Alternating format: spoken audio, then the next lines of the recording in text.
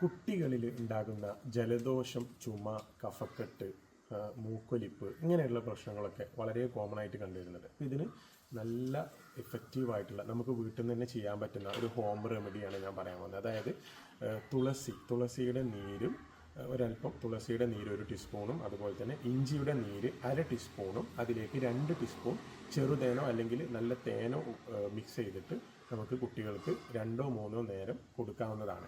ഇതുമൂലം ഈ ഒരു കഫക്കെട്ട് അതുപോലെ തന്നെ ചുമ തുടങ്ങിയ പ്രശ്നങ്ങൾ, കുട്ടികൾക്ക് കഫ സംബന്ധമായിട്ടുള്ള പ്രശ്നങ്ങൾ കുറയാൻ ഇത് സഹായിക്കും. അതുപോലെ തന്നെ പനിക്കൂർക്ക സ്റ്റീം ചെയ്തെടുത്തിട്ട് അതിൻ്റെ നീര് 1 ടീസ്പൂണും അതിലേക്ക് 2 ടീസ്പൂൺ തേനും മിക്സ് ചെയ്തിട്ട് വേണമെന്നുണ്ടെങ്കിൽ തുളസി നീരും കൂടെ അതിലേക്ക് ചേർത്ത് കൊടുക്കാവുന്നതാണ്.